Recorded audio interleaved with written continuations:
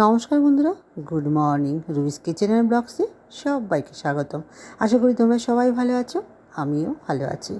সকালবেলা ঘুম থেকে উঠেই অনেক কাজ করি আমি, তো রীতিমতন যথারীতি ঠাকুরের কাজগুলো আগে করে নিই। ঘুম থেকে উঠেই সমস্ত কাজ সেরে স্নান করে পুজো দিয়ে নিলাম। পুজো দিয়েই বাজারে যেতে হবে। বাজারে গিয়ে টুকিটাকি সমস্ত বাজার করে নিলাম। নানা রকম মাছও কিনে ভেবেছিলাম, কিন্তু দুরকম মাছ কিনে নিয়েছি, পার্শে মাছ আর মাছ। আর মাছটা আমাদের বিড়াল ছানাদের জন্য, আর পার্শে মাছ আমাদের জন্য। তো একটু আমও কিনে নিলাম, একটু কলাও কিনে নিলাম। কলাগুলো দিয়ে খুব লোভ হচ্ছিলো, তো কিনে নিলাম। ওমা, সবজি বাজার করতে না করতে আকাশের দিকে তাকিয়ে দেখি, ওরে বাবা কি মেঘ করেছে। আবার জিএস মার্টও যেতে হবে, একটু জিএস মার্টও চলে গেলাম। টুকিটাকি অনেক কিছু কেনা বাকি, সেগুলোও করে নিলাম। তড়িঘড়ি করে টোটো ধরে বাড়ি চলে আসলাম। বাড়ি এসেই আর আমি না আমার মনের মতন আজকে বিস্কুট পেয়েছি, সেটাও কিনে নিয়েছি।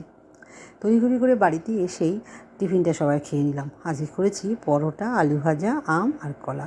সবাই খেয়ে নিলাম। খেয়ে একটু বিশ্রাম না করতেই মেয়ে রান্নাটা বসিয়ে দিল। মেয়ে বলল, তুমি কদিন খুব দৌড়াদৌড়ি করছো, একটু বিশ্রাম নাও, আমি রান্না করছি। যাই হোক, তো একটু আমি বিশ্রাম নিলাম। তো মেয়ে রান্না করে নিল। পার্শে মাছ, চিকেন আজকে হয়েছে, আজ রবিবার, সেই জন্য ফ্রাইড রাইস। আর আমাদের জন্য ওদের জন্য চিকেন ফ্রাইড রাইস, আমাদের জন্য পার্শে মাছ, উচ্ছে কুমড়ো ভাজা, ভাত। ব্যাস, এই হচ্ছে আমাদের সবার দুপুরের খাবার। আমরা সবাই মিলে দুপুরে খাচ্ছি আর একটু গল্প মজা করে নিলাম। দুপুর না হতেই মাকে নিয়ে একটু মজা করছি। দেখো মা কত গল্প করছে, করতে করতে সন্ধ্যা হয়ে গেছে, আর ফোনও ঘাটছে, আর একটু মজা করছে। আর এদিকে বিড়াল ছানাগুলো দেখো, সন্ধ্যা হতে হতে ওদের লড়াই শুরু হয়ে গেছে। একটু চা খেয়ে নিলাম, একটু বিশ্রাম করে টিভি দেখেছিলাম, আজ একটু সিনেমা দেখলাম। দেখে নিয়ে রাতের খাবার রেডি করে নিচ্ছি, মাকে খেতে দিয়ে নিলাম।